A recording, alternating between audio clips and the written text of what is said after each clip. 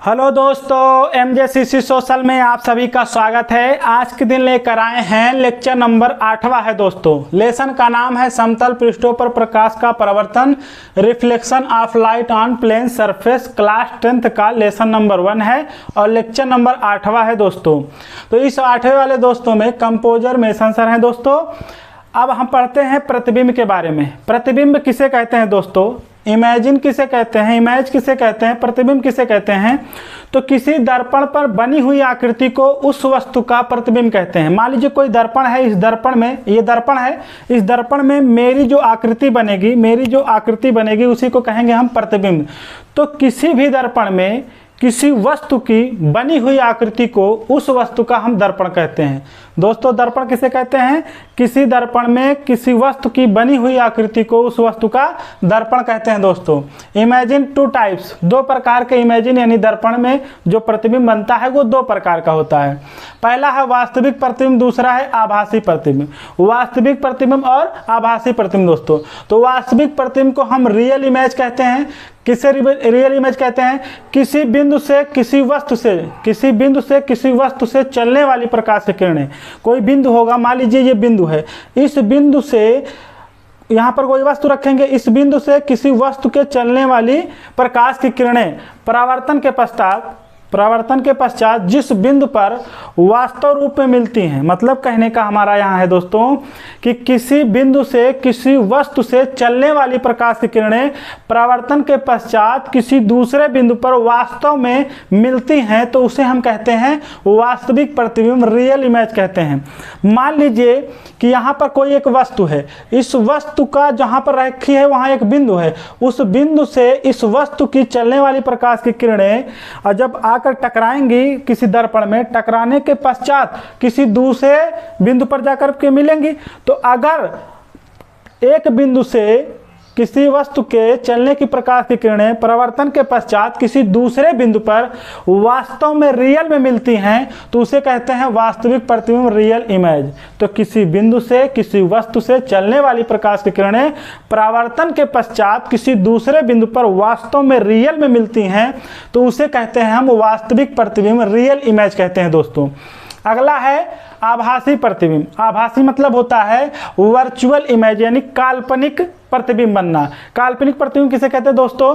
कि किसी बिंदु से, मान लीजिए किसी बिंदु से किसी वस्तु से चलने वाली प्रकाश की किरणें परावर्तन के पश्चात किसी दूसरे बिंदु पर वास्तव में नहीं मिलती हैं, रियल में नहीं मिलती हैं, बल्कि मिलती हुई प्रतीत होती हैं, तो उसे कहते हैं हम आभासी प्रतिबिंब। क्या कहते हैं दोस्तों? आभासी प्रतिबिंब। किसी बिंदु से किसी वस्तु से चलने वाली प्रकाश किरणें, मान लीजिए कोई बिंदु होगा, मान लीजिए कि यहाँ पर कोई बिंदु है, इस बिंदु से इस वस्तु की चलने वाली प्रकाश की किरणें परावर्तन के पश्चात किसी दूसरे बिंदु पर वास्तव में नहीं मिलती हैं, बल्कि मिलती हुई प्रतीत होती हैं, तो उसे हम कहते हैं हम आभासी प्रतिबिंब। क्या कहते हैं दोस्तों? आभासी प्रतिबिंब। फिर से समझ लीजिए वास्तविक प्रतिबिंब, किसी बिंदु से किसी वस्तु से चलने वाली प्रकाश की किरणें परावर्तन के पश्चात जिस बिंदु पर वास्तव में मिलती हैं, रियल में मिलती हैं, तो उसे हम कहते हैं वास्तविक प्रतिबिंब। आभासी प्रतिबिंब, किसी बिंदु से किसी वस्तु से चलने वाली प्रकाश की किरणें परावर्तन के पश्चात किसी दूसरे बिंदु पर वास्तव में रियल में नहीं मिलती हैं, बल्कि मिलती हुई प्रतीत होती हैं, तो उसे कहते हैं हम आभासी प्रतिबिंब दोस्तों। क्या कहते हैं? आभासी प्रतिबिंब कहते हैं। उसके बाद आता है दर्पण यानी मिरर। मिरर क्या होता है? जिसमें हम चेहरा देखते हैं उसे मिरर कहते हैं। तो किसी चिकने पारदर्शी माध्यम, कोई चिकना पारदर्शी माध्यम होगा, मान लीजिए शीशा है, शीशा चिकना है, पारदर्शी है, आर पार दिख रहा है, वही एक माध्यम है। तो अगर चिकना, मान लीजिए कि कोई है, किसी चिकने पारदर्शी माध्यम के एक सिरे पर लाल लेप का ऑक्साइड लगा दिया जाए या उसे कलाई कर दिया जाए तथा दूसरे सिरे को परावर्तक बना दिया जाए, परावर्तक पृष्ठ बना दिया जाए। जैसे मान लीजिए दोस्तों कि ये शीशा है। क्या है दोस्तों? ये शीशा है। मान लीजिए कि इसके आर पार दिख रहा हो, तो अगर हम क्या करें कि किसी, मतलब ये चिकना पदार्थ है, तो कह दें कि चिकने पदार्थ है, तो एक तरफ हम क्या कर दें, लाल ऑक्साइड का लेप लगा दें या इस पर कलई कर दें, तो एक सिरा हमारा प्रवर्तक बन जाता है, जिससे हम देखते हैं तो हमारी प्रतिबिंब की जो किरण है वो जा करके शीशे में टकराती है और वापस आ जाती है। तो कहने का तात्पर्य यहाँ है कि जब किसी चिकने पारदर्शी माध्यम, जब किसी चिकने पारदर्शी माध्यम के एक सिरे पर लेप लगा दिया जाता है, उसे कलाई कर दिया जाता है, तो दूसरा पृष्ठ परावर्तक पृष्ठ बन जाता है। उस वह परावर्तित करने लगता है रोशनी को, किरणों को क्या करता है, परावर्तित करने लगता है प्रकाश को, तो उसे हम क्या कहते हैं, दर्पण। तो किसी चिकने पारदर्शी माध्यम के एक सिरे पर लेप लगा दिया जाए तथा दूसरे सिरे को परावर्तक पृष्ठ बना दिया जाए, तो ऐसे निकाय को हम दर्पण या मिरर कहते हैं। ऐसे निकाय को हम क्या कहते हैं, निकाय माने सिस्टम होता है। तो ऐसा सिस्टम जिसका एक पृष्ठ कलाई कर दिया जाए, दूसरा पृष्ठ परावर्तक पृष्ठ बना दिया जाए, तो ऐसा निकाय, ऐसा सिस्टम को हम दर्पण कहते हैं, मिरर कहते हैं। मिरर 2 टाइप्स होते हैं दोस्तों। कितने प्रकार के, 2 प्रकार के। एक होता है समतल दर्पण, एक होता है गोलीय दर्पण। समतल दर्पण और गोलीय दर्पण क्या है, तो समतल दर्पण को हम प्लेन मिरर कहते हैं। क्या कहते हैं, प्लेन मिरर कहते हैं। और ये प्लेन मिरर का क्या है, चित्र बनाया गया है दोस्तों। क्या बनाया गया है, चित्र बनाया गया है। तो कह रहा है कि समतल क्या है, जिस दर्पण में परावर्तक पृष्ठ समतल होता है। जिस दर्पण में परावर्तक पृष्ठ क्या होता है, समतल होता है। मान लीजिए कि ये दर्पण है, इस दर्पण का जो हिस्सा है वो क्या है, एकदम सिंपल है। कहने का मतलब है कि वहाँ समतल है। समतल का मतलब उबड़ खाबड़ नहीं, एकदम चिकना हो, सपाट हो, तो उसे समतल कहते हैं। तो अगर ये दर्पण है, इस दर्पण का जो सिरा है ये कैसा है, समतल है। तो अगर जिस दर्पण में परावर्तक पृष्ठ मतलब होता है जहाँ से परावर्तित होगी, जिस पृष्ठ से, मान लीजिए ये किरणें आ रही हैं, ये किरणें आ करके इस पृष्ठ से टकराएंगी और टकराने के बाद परावर्तित हो जाएंगी। तो आ करके टकराएंगे, तो जिस पर टकराती हैं उसे हम क्या कहते हैं, परावर्तक पृष्ठ कहते हैं। तो अगर परावर्तक पृष्ठ हमारा समतल है, उबड़ खाबड़ नहीं है, समतल है, तो ऐसे दर्पण को हम समतल दर्पण कहते हैं। कहने का तात्पर्य है कि जिस दर्पण में परावर्तक पृष्ठ समतल होता है, जिस दर्पण में परावर्तक पृष्ठ समतल होता है, उसे हम समतल पृष्ठ कहते हैं या समतल दर्पण कहते हैं, प्लेन मिरर कहते हैं दोस्तों। प्लेन मिरर जो होता है, समतल दर्पण जो होता है, उसके कुछ गुण होते हैं। पहला गुण है प्रतिबिंब आभासी तथा सीधा होगा। जो समतल दर्पण पर प्रतिबिंब बनता है, या समतल दर्पण है, इस समतल दर्पण पर अगर प्रतिबिंब बनेगा तो पहला नंबर आभासी होगा। आभासी मतलब क्या होता है, वो सिर्फ भास होगा, काल्पनिक होगा, रियल नहीं होता। मान लीजिए कोई दर्पण है, हम दर्पण में अपना फेस, चेहरा देखते हैं, तो हम वास्तविक रूप से दर्पण के बाहर होते हैं, लेकिन हमारा प्रतिबिंब दर्पण के अंदर बनता है। तो जो प्रतिबिंब यानी दर्पण के अंदर बना है, क्या वो रियल में है, वास्तव में है? तो वास्तव में नहीं, वास्तव में तो हम हैं। तो वही कह रहा है कि प्रतिबिंब जो बनेगा वो आभासी यानी काल्पनिक बनता है, रियल नहीं बनता है, और साथ ही साथ सीधा बनता है। सीधा का मतलब मैं जैसे खड़ा हूं तो हमारा उस वहां पर उल्टा नहीं बनता है, बल्कि वो भी क्या होता है, सीधा। मूड़ी ऊपर है तो मूड़ी ऊपर, पैर नीचे है तो पैर नीचे। तो वही कह रहा है कि समतल दर्पण पर प्रतिबिंब कैसा बनता है, आभासी तथा सीधा बनता है। अगला है प्रतिबिंब का आकार वस्तु के आकार के बराबर होता है। प्रतिबिंब का आकार वस्तु के आकार के बराबर का मतलब होता है कि अगर समतल दर्पण होगा तो जितनी बड़ी वस्तु होगी उसके अंदर जो प्रतिबिंब बनेगा उतना ही बड़ा बनेगा। समझ रहे हो दोस्तों? तो जो प्रतिबिंब होगा और जो वस्तु होगी वो दोनों आपस में बराबर होते हैं। तो प्रतिबिंब का आकार वस्तु के आकार के क्या हो जाता है, बराबर होता है। अगला गुण है दोस्तों, एच ऊंचाई का प्रतिबिंब, मतलब एच ऊंचाई का कोई चीज है तो उसका प्रतिबिंब के लिए, एच ऊंचाई का कोई वस्तु है तो उसके प्रतिबिंब के लिए दर्पण h/2 होगा। कैसा होगा दोस्तों, h/2। कहने का मतलब है कि कोई वस्तु है, अगर उस वस्तु, मान लीजिए ये वस्तु है, इस वस्तु का अगर प्रतिबिंब हमें बनाना है तो इस वस्तु का आधा हमारा दर्पण होगा। क्या होगा, दर्पण।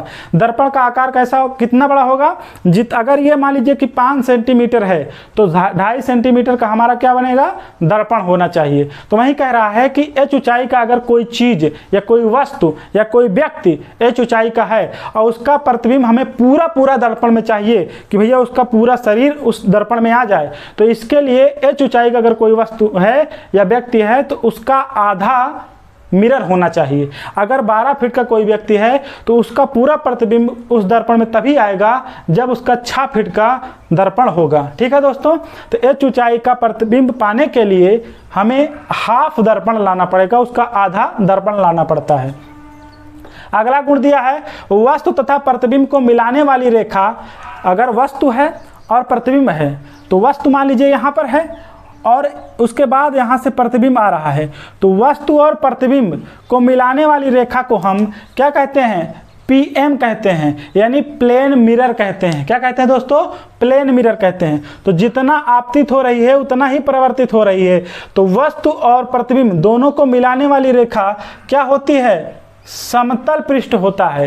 अर्थात समतल दर्पण होगा, प्लेन मिरर होगा, तभी जाकर के वस्तु तथा प्रतिबिंब को मिलाने वाली रेखा लंब होगी। क्या होगी दोस्तों? लंब होगी। तो वस्तु तथा प्रतिबिंब को मिलाने वाली रेखा समतल दर्पण पर लंब होगी। क्या होगी? समतल दर्पण पर लंब। यानी P माने होता है प्लेन, मिरर माने होता है या मतलब मिरर, यानी प्लेन मिरर मतलब होता है समतल दर्पण। अगला दिया है दोस्तों समतल दर्पण का गुण 5वां है, वस्तु व प्रतिबिंब समान दूरी पर होंगे।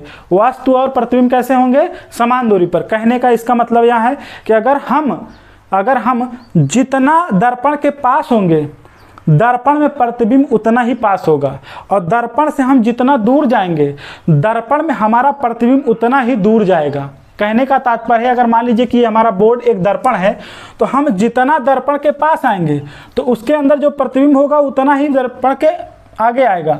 हम दर्पण से जितना दूर जाएंगे तो दर्पण में बना प्रतिबिंब उतना ही अंदर की ओर चला जाएगा दोस्तों। तो कहने का मतलब यही है इसका, वस्तु व प्रतिबिंब समान दूरी पर होंगे।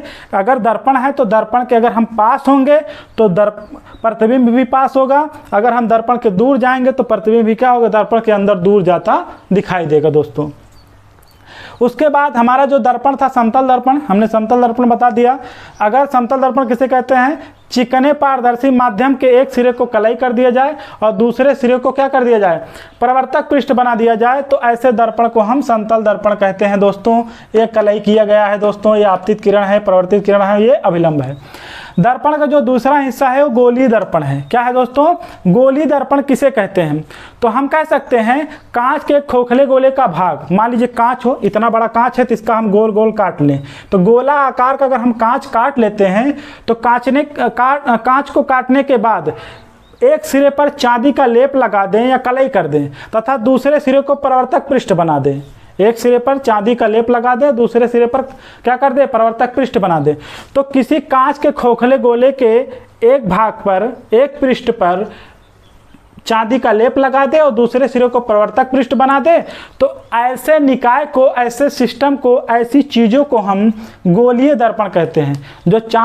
जो चश्मे में क्या लगा होता है? कांच का एक गोला लगा होता है, तो वो कांच के हिस्से से काट करके उसे निकाला जाता है। तो एक हिस्से पर अगर हम कलई कर दें, चांदी का लेप लगा दें, तो दूसरा पृष्ठ परावर्तक पृष्ठ बन जाता है। और ऐसे निकाय को, ऐसे सिस्टम को हम गोलीय दर्पण यानी स्फेरिकल मिरर कहते हैं दोस्तों। स्फेरिकल मिरर यानी गोलीय दर्पण 2 टाइप्स यानी 2 प्रकार के होते हैं। पहला है आपका अवतल दर्पण, जिसे कॉन्केव मिरर कहते हैं। दूसरा है उत्तल दर्पण, कॉन्वेक्स मिरर कहते हैं। अवतल दर्पण किसे कहते हैं दोस्तों? जो अवतल दर्पण होता है किसे कहते हैं? जिस दर्पण में परावर्तक पृष्ठ, मान लीजिए कि ये दर्पण है, ध्यान दीजिए, ये क्या है? अवतल दर्पण है। ये कलई किया गया है बाहरी हिस्से पर और अंदर हिस्से पर प्रकाश की किरणें आ रही हैं और ये टकरा करके जा रही हैं। और जो ये हिस्सा है, इधर बाहर का हिस्सा जो यह लाल से दिखाया गया है, ये परावर्तक पृष्ठ है। परावर्तक पृष्ठ मतलब जब किरणें आती हैं प्रकाश की किरणें और परावर्तक पृष्ठ टकरा करके वापस चली जाती हैं, तभी प्रतिबिंब बनता है। तो वहीं कह रहा है कि अगर जिस दर्पण में परावर्तक अर्थात जिस दर्पण में परावर्तन दबे हुए तल पे हो, देखिए यहाँ पर दबा हुआ तल है, ये कैसा तल है? दबा हुआ तल है, बाहर उभरा हुआ तल। उभरे हुए तल पे कलई कर दिया गया है, अंदर वाले तल पे, दबे हुए तल पे कलई नहीं किया गया है। तो अगर मान लीजिए कि जिस दर्पण में परावर्तन दबे हुए तल से होता है, जिस दर्पण में परावर्तन दबे हुए तल से होता है, उसे हम अवतल दर्पण यानी कॉन्केव मिरर कहते हैं। लेकिन अगर उत्तल दर्पण किसे कहते हैं? अगर मान लीजिए कि जिस दर्पण में परावर्तक उभरे हुए तल से हो, मान लीजिए कि हमने कलई कर दिया है दबे हुए तल पे और उभरे हुए तल पे प्रकाश डाल रहा हूँ, आ रही है और टकरा कर क्या हो रही है? जा रही है। तो अगर परावर्तक पृष्ठ जो है वो उभरा हुआ तल होगा, अगर उभरा हुआ तल होगा तो उसे कहेंगे उत्तल दर्पण। अगर परावर्तन जिस दर्पण पर गिरेगा और दबे हुए तल से परावर्तन होगा, जिस दर्पण में परावर्तन दबे हुए तल से होता है उसे हम अवतल दर्पण कहते हैं। और जिस दर्पण में परावर्तन उभरे हुए तल से होता है उसे उत्तल दर्पण कहते हैं दोस्तों। क्या कहते हैं? उत्तल दर्पण कहते हैं।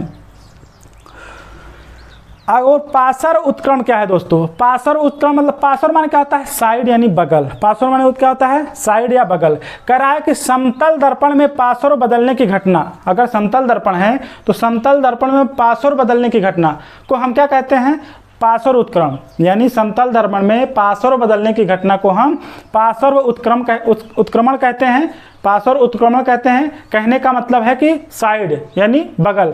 कह रहा है कि समतल दर्पण में साइड बदलने की घटना को, अगर साइड बदल रहा है, जैसे मान लीजिए कि एक मिरर है, अगर ये मिरर है, मान लीजिए बोर्ड एक मिरर है, इस मिरर के सामने अगर हम खड़े होते हैं, तो अगर मिरर के सामने खड़े होते हैं तो हमारा जो प्रतिबिंब बनता है दर्पण में, तो दाहिना सिरा बायां दिखता है और बायां सिरा दायां दिखता है। इसका मतलब यह है कि हमारा पार्श्व बदल रहा है, साइड बदल रहा है। पार्श्व माने क्या होता है? साइड, साइड बदल रहा है।